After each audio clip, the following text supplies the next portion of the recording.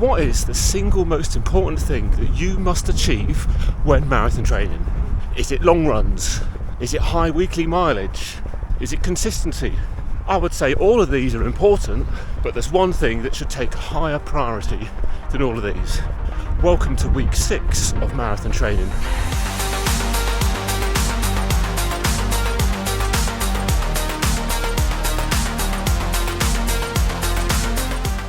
What's on the menu this week then? Well, week 6 is a potentially tricky one. I just need to navigate. It's the half-term school holidays, so kids are off. Just got to juggle that and factor that in. But anyway, the goal this week is to get in 84 kilometres, and we'll start off today with the usual Monday 13 kilometre hill route. Tomorrow we're going to do a session. That'll be 6 by 1 mile, which should get me in about 16 kilometres of running. Wednesday I'll take off, Thursday a 14k, Friday an 8k, and then at the weekend a long run, 32 kilometres now. First half easy, second half steady. And if my mental arithmetic is right, that actually only takes me up to 83, so we'll have to find a kilometre here or there. Well, that's a nice 12.7k done, 5:26 average pace and 1:32 average heart rate. That was 176 metres of elevation gain also.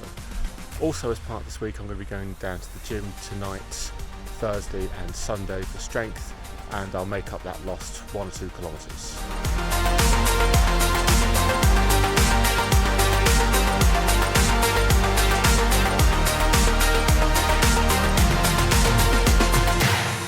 Good morning. It's Tuesday and I'm back doing some laps around the cricket pitch. Weather's a bit interesting this morning. For today's session, it's 6 by 1 mile, off about 90 seconds float. I'm not really a fan of mile repeats, so I'm not really looking forward to this one. And just to make it more bearable, I'm going to do something similar to what I did last week. I'm going to start off at about half marathon pace with the intention of ending up at about 10k pace. It's about 4:12 per kilometre for the first 1600 metres, which should work out as about a 6:43. Now, this has just reminded me I've got my watch on auto lap 1 kilometre, so I need to start this again.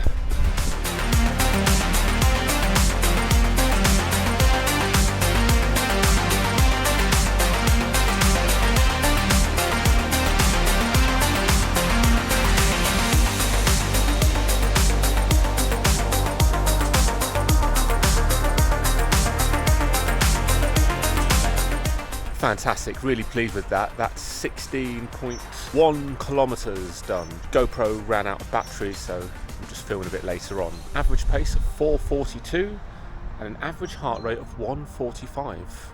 Really nice progression splits. They were 6:39, 6:37, 6:35, 6:28, 6:27, ending with a 6:20. I didn't overdo it, got plenty left in the tank. And the great thing was, at 6:20, the heart rate was only getting up to 170, which I would say is not even my threshold heart rate, which is great because that indicates my 10k pace is probably even quicker than that now. So yeah, really good workout.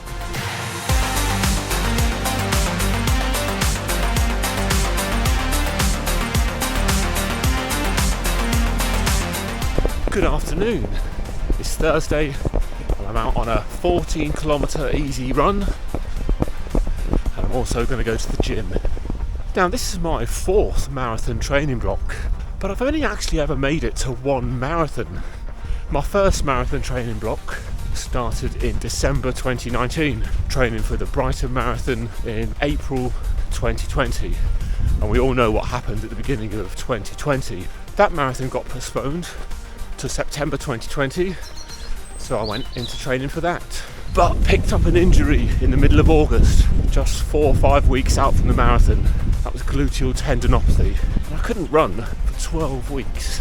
But I thought, we'll go for Brighton Marathon the next year, September 2021, and I'm starting out the marathon training block with a 10k race. And during that race, the gluteal tendinopathy flared up again. This time I was out for about 5 weeks. I managed to make it to the Brighton Marathon in September, and really the training block was very poor. I only did 3 long runs, and whilst the time wasn't quite what I wanted, not by far, I was just pleased to have ticked that box. I've run a marathon. I learnt a lot from that race. Which brings me to what have I learnt is the most important thing when it comes to marathon training. The most important goal that you need to have is quite simply get to that start line fit. Get to that start line fit.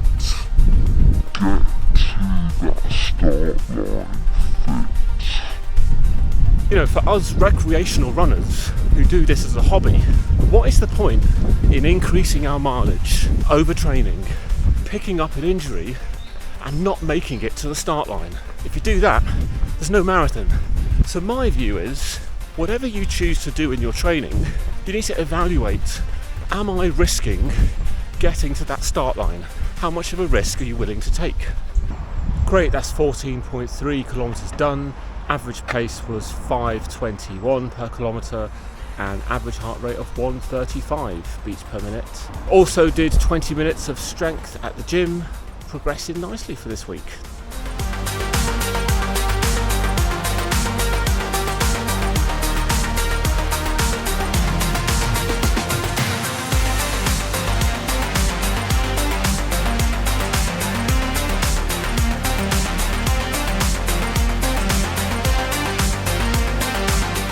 For me, setting time goals, such as I want to run a 5-hour marathon, a 4-hour marathon, 3-hour marathon, whatever it is, or I want to run 100 kilometres in a week, they're all great goals to have, but surely the most important goal has to be get to the start line.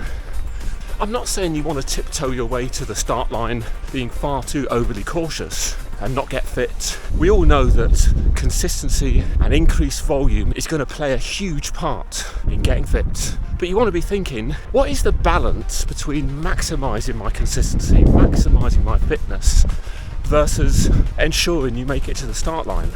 It's going to be different for everyone. There's 4 ways that I'm proactively mitigating the risk of not making it to the start line. Firstly, I've had a spring 2023 marathon in mind for well over a year now, which means I could spend all of 2022 getting into shape, ready for this marathon training block.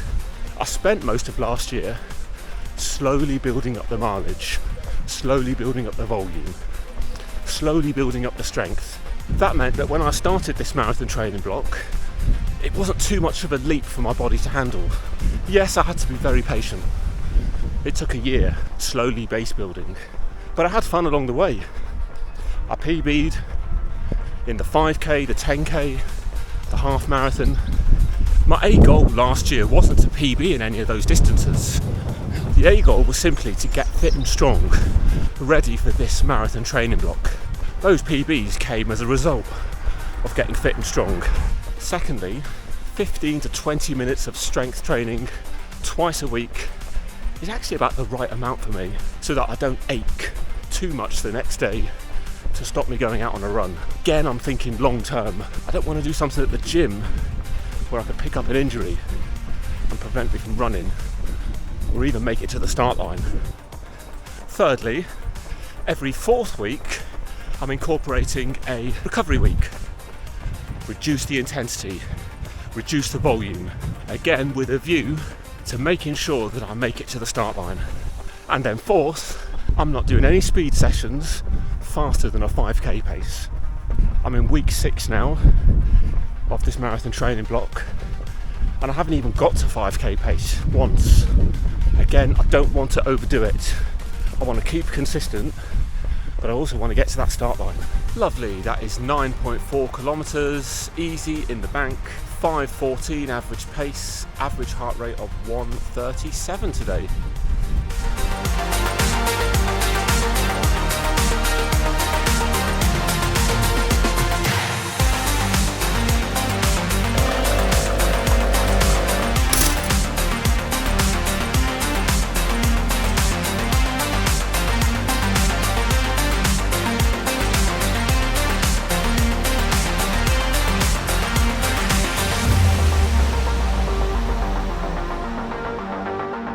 Good morning. Well, it's Sunday. You join me on my long run at 7 o'clock in the morning. I'm already about 11 kilometres into this long run. Today I've got 32 kilometres to run. It's the first 20 miler of the block. First half easy, second half steady. Steady pace today is going to be 4 minutes 50 per kilometre. I've got the whole of this disused railway line to myself this morning to share it with a lovely sunrise.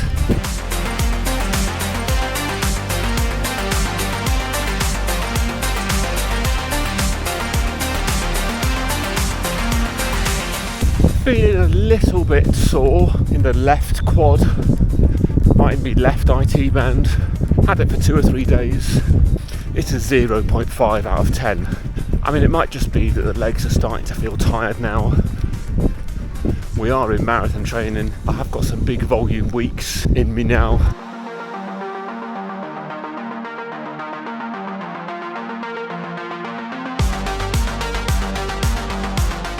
Right, just gone through the 5k with a steady effort, all going quite nicely so far.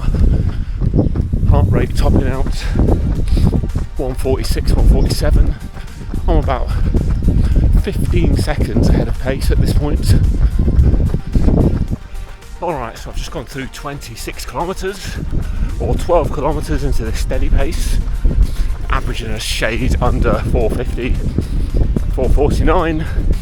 Heart rate at 155. So yeah, onto the home straight now.